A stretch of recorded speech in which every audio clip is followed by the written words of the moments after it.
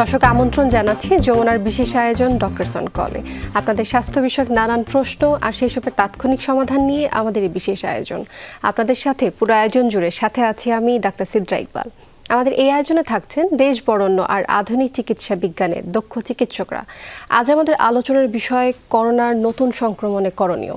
আলোচনার জন্য আমাদের সাথে অতিথি হিসেবে আছেন মেডিসিন বিশেষজ্ঞ ডাক্তার রিফাত আল ইমন, কনসালটেন্ট ডিএনসিসি হাসপাতাল মহাখালী। আমাদের বিশেষজ্ঞ চিকিৎসকের পরামর্শ পাওয়ার জন্য ফোন করুন 982405 নম্বরে। ডক্টর রিফাত, আপনাকে স্বাগত জানাচ্ছি ডক্টরস অন কলে। আপনাকেও স্বাগতম।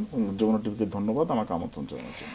আচ্ছা, যে বিষয়টা নিয়ে কথা বলবো, করোনার নতুন সংক্রমণ, কথাটা বললেই আসলে বুকটা কেঁপে ওঠে। কারণ আমরা 2019 থেকে 2020 পর্যন্ত বা প্রায় দীর্ঘ সময় একটা মহামারীর মধ্যে গিয়েছি এবং সারা দেশের যে অবস্থা পরিস্থিতি ছিল, যে মৃত্যুগুলো আমরা দেখেছি, সেগুলো আসলে আতঙ্কের একটা বিষয়। সেই দুশ্চিন্তা কিন্তু আবারও ফিরে আসলো কিনা, এই প্রশ্নটা নিয়ে কিন্তু আজকের আলোচনা।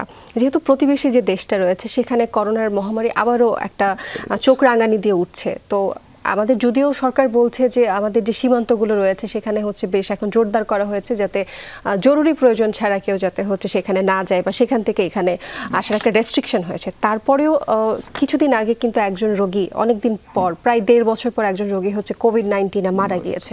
তারপর থেকে কিন্তু সকলের মধ্যে একটা দুশ্চিন্তা আবারও আসছে। তো এই যে করোনার নতুন ভ্যারিয়েন্ট কথাটা বলছি, এটা আসলে কেমন এবং আতঙ্কিত হওয়ার বিষয়টা যে আছে, যে আতঙ্কিত হওয়ার কারণগুলো কি সঠিক কিনা বা আতঙ্কিত হতে হবে কিনা, এই বিষয়ে আজকে আলোচনা। তো একটু জানতে চাই করোনার নতুন ভ্যারিয়েন্টটা কেমন। প্রথমেই যেটা বলতে চাই সেটা হচ্ছে যে করোনা রোগীর সংখ্যা যেহেতু বাড়ছে, তাহলে আতঙ্কিত হওয়ার আগে সতর্কতাটা জরুরি বেশি। জি। তো আতঙ্কিত হওয়ার মতো এখনো কিছু হয়নি, বাট সতর্ক হওয়ার মতো পরিস্থিতি আসলে তৈরি হয়েছে। যেহেতু পার্শ্ববর্তী দেশে করোনা রোগীর সংখ্যা দিন দিন বাড়ছে, আমাদের এখানেও এখন নতুন নতুন কিছু কেস ডিটেকশন হচ্ছে। প্রায় বলা যাবে যে 5 to 7% এরকম কেস ডিটেকশন হচ্ছে যত রোগী টেস্ট করছে। তো এই জন্য একটু সতর্ক হওয়ার একটু সময় আসছে, কিন্তু আতঙ্কিত হওয়ার এখনই কোনো প্রয়োজন নেই। আর নতুন ভ্যারিয়েন্টের যে বিষয়টি আসলে বলা হচ্ছে, এটি আসলে আগে যে 2022-এ যেটা আসছিল ওমিক্রন যে ভ্যারিয়েন্টটা, ওইটারই একটা সাব ভ্যারিয়েন্ট। তো রিসেন্টলি আইসিডিডিআরবি ওদের গবেষণাতে এটা মানে বের করেছে যে এই ভ্যারিয়েন্টটা আগে থেকেই ছিল, কিন্তু ইদানিং এটার প্রাদুর্ভাবটা একটু বেড়েছে। আচ্ছা, তো হাসপাতালগুলোর অবস্থা আসলে কি? আপনি হচ্ছে ডিএনসিসি হাসপাতালে রয়েছেন মহাখালীতে, তো সেখানকার পরিস্থিতির বিষয়ে একটু জানতে চাই। সেখানকার অবস্থা কি? সেখানে কোভিড রোগীগুলো কেমন রয়েছে বা যারা সেখানে ভর্তি রয়েছেন তাদের অবস্থা কেমন? আমি যেহেতু একটা ডেডিকেটেড কোভিড হাসপাতালে কাজ করি, তো সারা বাংলাদেশ থেকেই আমাদের এখানে কিন্তু কোভিড রোগী রেফার হয়ে আসছে এবং বিভিন্ন কারণেই রেফার হয়ে আসছে। তো আসলে এখন কোভিড সংক্রমণ হলেই যারা আসলে করোনা টেস্ট পজিটিভ আসছে তাদেরকে আসলে আমাদের হাসপাতালে রেফার করে দেওয়া হচ্ছে। এখন এদের মধ্যে অনেকেই দেখা যাচ্ছে এরা কিন্তু আসলে এরকম কোনো লক্ষণ বা সিমটম নেই। দেখা গেছে যে তারা হয়তো অন্য কোনো টেস্ট করতে, কোনো ডায়ালাইসিসের জন্য বা এনজিওগ্রাম করার জন্য হয়তো অন্য কোনো হাসপাতালে গিয়েছে, সেখানে গিয়ে রুটিন তাদের করোনা টেস্ট করা হচ্ছে, সেখান থেকে তারা পজিটিভ হয়ে এখানে এসে ভর্তি হচ্ছে। তবে হ্যাঁ, আমি বলবো যে এদের মধ্যে একটা পার্সেন্টেজ 10 to 15% হবে তাদের কিন্তু অক্সিজেন লাগছে। বাকিরা হয়তো অক্সিজেন ছাড়াই ভালো আছে, মৃদু সংক্রমণ নিয়ে ভর্তি আছে, কিন্তু 10 to 15% একদম তীব্র সংক্রমণ যেটা বা সিভিয়ার যেটা কোভিড, সেটা নিয়ে আক্রান্ত। আচ্ছা, আপনি যেহেতু হচ্ছে কোভিড ডেডিকেটেড একটা হাসপাতালে রয়েছেন, প্রথমত আপনাকে অনেক ধন্যবাদ জানাই। আপনি হচ্ছে সেই রোগীগুলোকে ট্রিটমেন্ট দিচ্ছেন। তবে করোনার 2019 বা 20 সালের যে চিত্রটা আমরা দেখেছি, অক্সিজেনের জন্য কিন্তু অনেক রোগী মারা গিয়েছে এবং অক্সিজেন সিলিন্ডার পাওয়া যাচ্ছিল না, এরকম পরিস্থিতিও কিন্তু এসেছিল। এবং তখনই কিন্তু আমরা বলেছিলাম যে তেমন একটা আতঙ্কিত হওয়ার প্রয়োজন নেই, এখনো সময় হয়নি তেমন আতঙ্কিত হবার, কিন্তু হুট করে কিন্তু লকডাউনটা চলে আসলো এবং দীর্ঘ সময় সে লকডাউনটা ছিল। তো এখনো আমরা তাই বলছি যে আসলে তেমন আতঙ্কিত হওয়ার প্রয়োজন নেই, কিন্তু রোগীর সংখ্যা কিন্তু এখনো বেড়ে চলছে এবং মৃত্যুর হারটাও কিন্তু এখন যোগ হচ্ছে। তো সেই ক্ষেত্রে কি কি সতর্কতা এখন থেকে আমরা নিব? প্রথমত যেটা হচ্ছে যে অক্সিজেনের ব্যাপারে যেটা বলি, এখন তখন কিন্তু ছিল একদম আনকরা নতুন একটা ডিজিজ, কিভাবে ম্যানেজ করতে হবে, কি করলে ভালো হবে, কি করলে এটাকে ঠেকানো যাবে, তখন কিন্তু অত প্রস্তুতি ছিল না। এখন কিন্তু আমরা মোটামুটি কম বেশি শুধু ডাক্তার বা আমাদের সাথে সাপোর্টিং স্টাফ তারা না, সাধারণ মানুষও কিন্তু এখন মোটামুটি তারা সতর্ক, যে জানে যে কি করলে করোনাটাকে ঠেকানো যাবে। তো যদি দেখা যায় যে হাসপাতালগুলোতে এখন পর্যাপ্ত অক্সিজেন সাপ্লাই মোটামুটি আছে, হ্যাঁ বেশিরভাগ হাসপাতালেই আছে, এমনকি উপজেলা হাসপাতালগুলোতেও দেওয়া আছে। তো এটাকে যদি এখন যদি ঠেকাতে চাই তাহলে হচ্ছে আপাতত যেটা করতে হবে, আমাদের স্বাস্থ্য অধিদপ্তর থেকে কিন্তু একটা নির্দেশনা অলরেডি দেওয়া হয়েছে যে সবাইকে একটু মাস্ক পরতে হবে। কখন? যদি আমরা একটু জনসমাগম যে জায়গাগুলোতে আছে সেখানে যাই, বাজারে যাই, একটু মসজিদে যাই, একটু মাস্ক পরিহার করলাম, নিজের হ্যান্ড হাইজিনটা খুব ভালোভাবে মেইনটেইন করা। ডক্টর রিফাত, একটু আমি ইন্টারাপ্ট করছি, মাস্ক নিয়েও কিন্তু এখানে অনেক ধরনের কথা ছিল যে কোন মাস্কটা আসলে পরবো, কোন মাস্কটা আসলে আমার যে ভ্যারিয়েন্টটা আছে সেটাকে হচ্ছে আমার শরীরে ঢুকতে দিবে না, এরকম বিষয় কিন্তু ছিল তখন। বেশ কিন্তু K95 মাস্ক আর অন্যান্য মাস্ক নিয়ে কিন্তু অনেক আলোচনা হয়েছে। তা এখন আসলে কোন মাস্কটা তাহলে আমরা ব্যবহার করব? এখনো কিন্তু জাস্ট রিকমেন্ডেশন যেটা, সেটা সায়েন্টিফিক রিকমেন্ডেশন এবং ইন্টারন্যাশনাল রিকমেন্ডেশন, যে সিম্পল যে সার্জিক্যাল মাস্ক আছে এটাই কিন্তু এনাফ করোনার ট্রান্সমিশনটাকে ঠেকানোর জন্য। এখন যারা সিভিয়ার কোভিড রোগী নিয়ে কাজ করবেন, হয়তো ওই রোগীর খুব ক্লোজ কন্ট্যাক্টে তাদেরকে যেতে হবে, সেই স্বাস্থ্যকর্মীকে বা ডাক্তারকে, নার্সকে, তখন হয়তো তারা একটু অ্যাডভান্সড যে মাস্কগুলো সেগুলো পড়তে পারেন। কিন্তু সাধারণ মানুষের জন্য, এমনকি সাধারণ সেটআপে রোগী দেখার জন্য এখনো সার্জিক্যাল মাস্কই যথেষ্ট। আচ্ছা, অর্থাৎ সার্জিক্যাল মাস্ক এখন থেকে পড়ার সময়টা কিন্তু চলে এসেছে। যদি আমরা এখন থেকেই এই বিষয়গুলো লক্ষ্য রাখি, সতর্ক থাকি, তাহলে অনেকটাই কিন্তু আমরা পরবর্তী যে একটা ভয়ঙ্কর রূপ আমরা দেখেছিলাম সেটা যাতে না হয় সে বিষয়ে আমাদের সতর্ক থাকতে হবে। সময় হচ্ছে একটি বিরতির, তারপরে ফিরছি আলোচনায়। আমরা কথা বলছিলাম কোভিড-19 যে নতুন ভ্যারিয়েন্ট আছে সেটা নিয়ে। আচ্ছা, কোভিড-19 যে নতুন উপধরন রয়েছে সেটা আগের যে কোভিডের উপধরনগুলো রয়েছে, ভ্যারিয়েন্টগুলো রয়েছে, তা থেকে কি ভিন্ন, বা ভিন্ন হলে কেমন আচরণ আপনারা দেখতে পাচ্ছেন? আসলে যে রোগীর লক্ষণের ক্ষেত্রে যে খুব একটা ভিন্নতা লক্ষ্য করা যাচ্ছে এরকম না। তবে কিছু কিছু রোগী, যেমন কমন সিমটম যেগুলো, যেমন রোগীর জ্বর, কাশি, শ্বাসকষ্ট, গলা ব্যথা, স্বাদহীনতা, নাকে গন্ধ না পাওয়া, এগুলো খুব কমন সিমটম, যেগুলো আগে ছিল তাই। বাট এবার কিছু নতুন নতুন সিমটম পাওয়া যাচ্ছে, যেটা সবার না, মানে কিছু কিছু রোগীর ক্ষেত্রে পাওয়া যাচ্ছে। অনেকের খুব মাথা ব্যথা থাকছে, ঘাড়ে ব্যথা থাকছে, তারপরে হচ্ছে অস্থিসন্ধিতে ব্যথা থাকছে, জয়েন্ট পেইন হচ্ছে, বিভিন্ন শরীরে খুব তীব্র ব্যথা থাকছে। আর জ্বরের মাত্রাটা দেখা যাচ্ছে যে কারো মৃদু জ্বরও থাকছে, আবার কারো তীব্র জ্বরও থাকছে, মানে জ্বরের ভ্যারিয়েশনটা খুব বেশি থাকছে। তবে এবার যেটা হচ্ছে যে আমরা যেটা পাচ্ছি, অক্সিজেন সাপোর্টটা আসলে ওরকম খুব একটা লাগছে না। মানে বেশিরভাগ রোগীরই আসলে স্বাভাবিক অক্সিজেনেই তারা শ্বাস নিতে পারছে, মানে অক্সিজেনের এক্সট্রা অক্সিজেন তাদের লাগছে না। কারণ তখন তো হচ্ছে অক্সিমিটার নিয়েও একটা বিষয় ছিল যে স্যাচুরেশন কতটা কমে যাচ্ছে, স্যাচুরেশনের কি অবস্থা, এবং অনেক ক্ষেত্রে এটাই কিন্তু বেশি দেখা যাচ্ছিল যে স্যাচুরেশন কমে যাচ্ছে। এখন হচ্ছে ঠিক আগের ভ্যারিয়েন্টের মতো স্যাচুরেশন তেমন একটা কমছে না, বাট অন্যান্য যে উপসর্গ রয়েছে তা দেখা দিচ্ছে। আচ্ছা, আমরা যারা কোভিড-19 সময় হচ্ছে ভ্যাকসিনেশন নিয়েছি, ভ্যাকসিনেটেড হয়েছি, এক এক ধরনের ভ্যাকসিন তখন অ্যাভেলেবল ছিল এবং এক ধরনের ভ্যাকসিন কিন্তু তখন আমরা নিয়েছি। তো তাদের ক্ষেত্রে কি এখনো নতুন যে ভ্যারিয়েন্ট হচ্ছে তাতে কি তারা আক্রান্ত হতে পারেন কি না, বা হলে হচ্ছে তখন কি করতে হবে, বা নতুন কোনো ভ্যাকসিন এসেছে কিনা? প্রথম কথা হচ্ছে, যারা ভ্যাকসিন নিয়েছেন, কমপক্ষে 2 ডোজ যারা নিয়েছেন, তাদের শরীরে কিন্তু অলরেডি ইমিউনিটি ডেভেলপ করে গেছে। আচ্ছা, তো এই রোগ প্রতিরোধ ক্ষমতা ডেভেলপ করার যেটা সুবিধা, সেটা হচ্ছে তার তীব্র আকার বা মারাত্মক আকারে যে কোভিড হওয়ার যে সম্ভাবনা, সেটা কিন্তু হওয়ার সম্ভাবনা কম যে ভ্যাকসিন নেয়নি তার থেকে। ভ্যাকসিন কিন্তু আপনাকে করোনা নতুন করে হওয়া থেকে ঠেকাবে না, বরং তীব্র আকার বা মারাত্মক আকারের কোভিড হওয়া থেকে আপনাকে একটা প্রোটেকশন দিবে।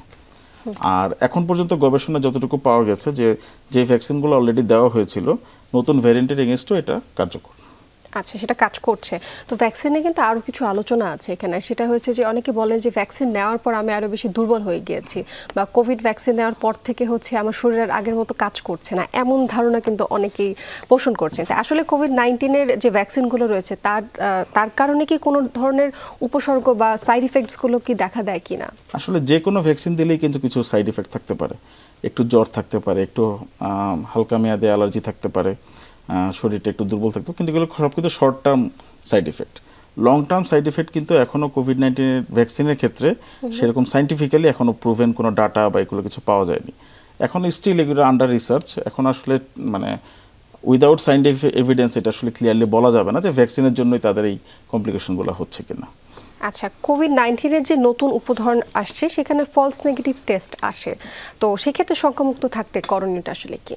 আসলে যে রোগীটাকে এখন সন্দেহজনক কোভিড হিসেবে চিন্তা করা হবে, তাকে তো প্রথমে অ্যান্টিজেন টেস্টটা করে ফেলা হচ্ছে, র্যাপিড অ্যান্টিজেন টেস্ট যেটা। তো সেটা করে যদি নেগেটিভ আসে তাহলে একটা মোটামুটি সিউরিটি কিন্তু পাওয়া যাচ্ছে যে আমরা যদি দেখি এই ধরনের রোগী যে কাশি আছে, জ্বর আছে, কিন্তু তার অক্সিজেনের মাত্রাটা হঠাৎ করে কমে যাচ্ছে, তখন কিন্তু তার র্যাট টেস্ট নেগেটিভ থাকলেও তার আরটিপিসিআর বা কনফার্মেটরি টেস্ট যেটা কোভিডের জন্য, সেটা কিন্তু করা উচিত। আচ্ছা, তো এখন যে বিষয়টা রয়েছে যে বিশেষ করে শিশুদের ক্ষেত্রে শিশুরা তেমন সতর্কতা মেনটেন করতে পারে না, তারা স্কুলে যাচ্ছে এবং হচ্ছে একজন থেকে আমরা জানি কোভিডের সময় হচ্ছে একজন থেকে আরেকজন, আরেকজন থেকে আরেকজন, এরকম করে কিন্তু পুরা দেশ জুড়ে করোনা ছড়িয়েছিল। তো এখন যেহেতু সব স্কুলগুলো ঈদের পর খুলেছে, সবাই হচ্ছে স্কুলে যাচ্ছে এবং তারই সাথে মে মাসটাতে গত বছর কিন্তু আমরা তাই দেখেছি যে মে মাসটাতে বিশেষ করে গ্রীষ্মকালে কিন্তু করোনার একটা চোখ রাঙানি আমরা দেখতে পাই। তো এটার সাথে কি কোনো রকম আবহাওয়ার সম্পর্ক রয়েছে যে ঠিক মে মাসটা জুড়ে বা মে থেকে শুরু করে এই যে গ্রীষ্মকাল শুরু হয়, বর্ষার সময়টা শুরু হয়, তখনই কোভিডের উপদ্রবটা বেড়ে যায়? তো কোনো রকম সম্পর্ক আছে কিনা আবহাওয়ার সাথে? আসলে মনসুন যখন আসে বা রেনি সিজনটা যখন আসে, বর্ষাকাল যখন আসে, এই মে থেকে আগস্ট বা সেপ্টেম্বরটা হচ্ছে ফ্লুর অ্যাটাকটা আসলে খুব বেশি বেড়ে যায়। তো এই সময় অন্যান্য ভাইরাসের পাশাপাশি কোভিড যেহেতু আমাদের পরিবেশের মধ্যেই আছে, এনভায়রনমেন্টে আছে, তো এটার চান্সটাও একটু বেড়ে যাচ্ছে। তো অন্যান্য ভাইরাস যেগুলো ফ্লু ভাইরাস বা এই যে ডেঙ্গি ভাইরাস যেটাই বলি না কেন, ভাইরাল ইনফেকশনগুলো এই সময়টা দেখা যায় একটু বেশি হয়। আচ্ছা, তো তখন এই যে শিশুরা কিভাবে সতর্কতা মেনটেন করবে? প্রথম কথা হচ্ছে এইসব ক্ষেত্রে শিশুদেরকে বেশি জনসমাগমপূর্ণ স্থানে বা যেখানে একটু বেশি ক্রাউড থাকবে অথবা অসুস্থ রোগীর আশেপাশে শিশুদেরকে মিশতে না দেওয়াই হচ্ছে ভালো। পরিবারে কারো যদি কাশি থাকে, জ্বর থাকে, তাহলে তাদের থেকে শিশু বা যারা ভালনারেবল আছে তাদের কিন্তু একটু আইসোলেটেড থাকা বা আলাদা থাকাটাই ভালো। আর শিশুদের ক্ষেত্রে যদি আমরা এখানে চিন্তা করি যে তাদের খুব বেশি কাশি হচ্ছে এবং শ্বাসকষ্টটা খুব বেশি হচ্ছে, তাহলে কিন্তু কোভিডটাকে একটা সন্দেহজনক হিসেবে রাখতে হবে। আচ্ছা, সতর্কতা নিয়ে আমার আরো প্রশ্ন রয়েছে, কি কি সতর্কতা আমরা মেনে চলবো।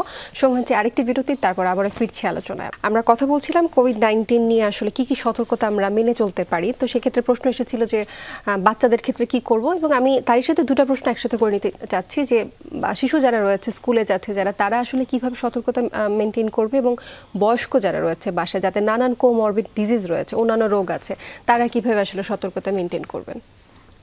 ধন্যবাদ। প্রথমে হচ্ছে শিশুরা যদি স্কুলে যায় বা বাচ্চা যদি স্কুলে যায়, তো অসুস্থ যদি কোনো বাচ্চা থাকে তাহলে সেটা হচ্ছে টিচারকে বা প্যারেন্টসকে অবশ্যই একটু ইনফর্ম করা উচিত যে বাচ্চাটা অসুস্থ এবং তার স্কুলে আসলে না আসাটাই বেটার। বাট কিছু কিছু বাচ্চা থাকবে যে এরকম যে হয়তো হালকা জ্বর আছে, ওরকম কোনো লক্ষণ নাই, তারা থাকতে পারে। তো সেক্ষেত্রে যদি বেশিক্ষণ স্কুলে থাকতে হয় তাহলে মাস্ক নিয়ে স্কুলে যাওয়াটাই হচ্ছে বেটার। আর এখানে একটা জিনিস আমরা খুব মিস করি যে হ্যান্ড হাইজিনের যে বিষয়টা, হাত ধোয়ার যে বিষয়টা, আমরা যদি বাইরে যাই বা যদি আমরা হাঁচি দিই বা কাশি দেওয়ার পরে যদি নাক ধরি বা মুখের কাছে ধরি, তাহলে অবশ্যই কিন্তু আমাদের হ্যান্ডটাকে স্যানিটাইজ করে ফেলতে হবে। এখানে স্যানিটাইজার ইউজ করা বাধ্যতামূলক না, সাবান দিয়ে হাতটা ভালো করে ধুয়ে নিলেই যথেষ্ট। বাইরে থেকে আসলাম বা বড়রা যখন বাইরে থেকে আসলো, বাসায় ছোট বাচ্চা আছে বা বৃদ্ধ মানুষ আছে, আমরা হাতটা ধুয়ে কাপড় চোপড় পরিষ্কার করে তারপর হচ্ছে আমরা তাদের সাথে হচ্ছে কন্ট্যাক্টে গেলাম, এটা একটা। আর দুই নম্বর বিষয় যেটা হচ্ছে যে একটা জিনিস মাথায় রাখতে হবে, আমাদের বাচ্চারা যারা আছে বা শিশুরা যারা আছে ওরা কিন্তু ভ্যাকসিনেটেড না। তাহলে ক্ষেত্রে বড়রা যারা আছে তাদের কিন্তু বাসা যদি বাচ্চা থাকে বা বৃদ্ধ মানুষ থাকে, তাহলে কিন্তু তাদের ক্ষেত্রে এক্ষেত্রে কিন্তু এক্সট্রা একটু প্রিকশন বা সতর্কতা কিন্তু তাদেরকে নিতে হবে। আচ্ছা, অর্থাৎ যদি হচ্ছে যারা বিশেষ করে যারা চাকরিজীবী রয়েছেন বা যেমন আপনারা ডক্টর রয়েছেন, অনেকেই তো হচ্ছে সেই যে শিশুরা রয়েছে বাসায় তাদের থেকে যাতে একটু আলাদা থাকে, বা অন্যান্য যাদের হচ্ছে আক্রান্ত হওয়ার সম্ভাবনাটা বেশি তাদের থেকে যাতে শিশুটাকে আমরা আলাদা রাখতে পারি। এবার আসছি প্রশ্নতে, যারা বয়স্ক রয়েছেন, যাদের নানান কোমরবিড ডিজিজ রয়েছে, কিডনির অসুবিধা রয়েছে, ডায়াবেটিস রয়েছে, বিশেষ করে ডায়াবেটিস রোগকে নিয়ে যদি বলি, এবং হাই ব্লাড প্রেশার তার সাথে যদি রয়েছে, তাদের করোনা আক্রান্ত হওয়ার একটা যদি সম্ভাবনা থাকে, সেক্ষেত্রে আমরা আসলে কিভাবে সতর্কতা মেনে চলবো? এখানে হচ্ছে প্রিভেনশনটা হচ্ছে সবার আগে। প্রথমত হচ্ছে যাদের high blood pressure, hypertension, diabetes, kidney রোগ, হার্টের রোগ, বাগের স্ট্রোকের রোগ, অথবা বয়স যদি 65-র বেশি হয়, তো এদের তো এমনিতেই হচ্ছে ইমিউনিটি সিস্টেমটা একটু দুর্বল থাকে। তো তাহলে প্রথমে চেষ্টা করতে হবে কোনোভাবে যেন করোনা সংক্রমণটা এদের মধ্যে না ছড়ায়। আর যদি কোনো কারণে তারা করোনা আক্রান্ত হয়েই যাবে, করোনা আক্রান্ত ব্যক্তির সাথে যদি তারা কন্ট্যাক্টে চলেই আসে, তাহলে এক্ষেত্রে নিজের প্রতিকারমূলক ব্যবস্থা, মানে যদি কাশি দিলাম, কাশি দেওয়ার পরে যেন আমি একটু মুখটা ঢেকে কাশি দিই, পরে হাতটা আমি ভালো করে ধুয়ে ফেললাম। আচ্ছা, এবার একটু প্রশ্ন করতে চাচ্ছি বুস্টার ভ্যাকসিন নিয়ে। যেহেতু আমরা একজন এক এক ধরনের ভ্যাকসিনেশন নিয়েছে, এখন নতুন একটা ভ্যারিয়েন্ট আসছে, সেক্ষেত্রে কি কোনো বুস্টার ভ্যাকসিন নিতে হবে কিনা বা নেওয়ার কোনো প্রয়োজন আছে কিনা? আসলে যারা দুই ডোজ ভ্যাকসিন নিয়েছে, এটা কিন্তু এনাফ তাদের ইমিউনিটিটাকে বুস্ট আপ করার জন্য। তো এখন আসলে গভর্নমেন্ট থেকে ওরকম নির্দেশনা আসেনি, গভর্নমেন্টের কাছে যদিও ভ্যাকসিন আছে কিছু, তো এখন আসেনি যে বুস্টার ভ্যাকসিন নিতে হবে কিনা। তবে এই ক্ষেত্রে যদি বুস্টার ভ্যাকসিন নিতেই হয়, তাহলে সেক্ষেত্রে প্রায়োরিটি থাকবে হচ্ছে ফার্স্টে স্বাস্থ্যসেবা কর্মীরা, তারপর হচ্ছে যারা বয়স্ক বৃদ্ধ মানুষ যারা 65-র বেশি উইথ বিভিন্ন কোমরবিডিটিস, তারপর হয়তো সাধারণভাবে সবার জন্য দিতে পারে, বাট এটার ব্যাপারে এখনো কোনো নির্দেশনা আসেনি। আচ্ছা, কোয়ারেন্টাইনের বিষয়টা, যদি কোভিড আক্রান্ত হয়ে থাকে সেক্ষেত্রে কোয়ারেন্টাইনটা এখন মেনটেন করতে হবে কিনা, বা এরকম জ্বর ঠান্ডা কাশি যদি থাকে সেক্ষেত্রে অফিস থেকে 7 দিনের ছুটি আমি ডিমান্ড করতে পারি কিনা? আসলে এখন তো কোভিডটা আমাদের ন্যাচারাল একটা ডিজিজের মতো হয়ে গিয়েছে, এটা আমাদের পরিবেশে থাকবে এবং এটা ভবিষ্যতেও থাকবে, ছিল আছে থাকবে আর কি। তো এখন আসলে এটার উপর বেস করে ছুটির কোনো নির্দেশনা গভর্নমেন্ট থেকেও নেই, আর যার যার ব্যক্তিগত অফিস থেকে কেউ যদি করে এটা তার পার্সোনাল ব্যাপার, বাট এখন ওভাবে আইসোলেশনে থাকার বা কোয়ারেন্টাইন থাকার কোনো মানে যুক্তি নেই। সে তার personal hygiene plus personal protection যেটা সেটা সে মেনটেন করবে।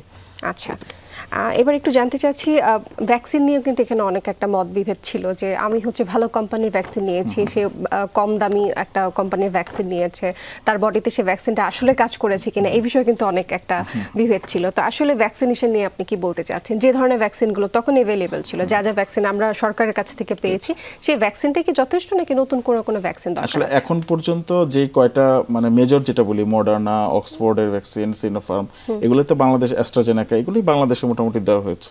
এখন পর্যন্ত প্রুভেন হচ্ছে প্রত্যেকটা ভ্যাকসিনই মোরলেস কাছাকাছি একদম ইফেক্টিভ, হয়তো 19-20 হতে পারে। তো সাইন্টিফিক্যালি প্রত্যেকটা ভ্যাকসিনকেই কিন্তু কাছাকাছি প্রোটেকশন দিচ্ছে। তো সুতরাং যে যেটাই নেক সেটাই তাকে আসলে প্রোটেকশন। এবং এই বিষয়টা কিন্তু এখানে একটা ক্লিয়ার করা দরকার যে যারা চিকিৎসক রয়েছেন বা যারা ডিরেক্ট হচ্ছে কোভিড-19 এর আকারে কাজ করছেন, তাদের যে ভ্যাকসিনটা প্রয়োজন, যে স্ট্রং ডোজের প্রয়োজন, সেটা নরমাল সাধারণ জনগণের নাও প্রয়োজন হতে পারে। অসংখ্য ধন্যবাদ জানাচ্ছি আপনাকে ডক্টর সনকুলে যুক্ত হওয়ার জন্য। ধন্যবাদ। টেলিভিশনের সাথে থাকার জন্য অসংখ্য ধন্যবাদ আপনাদের।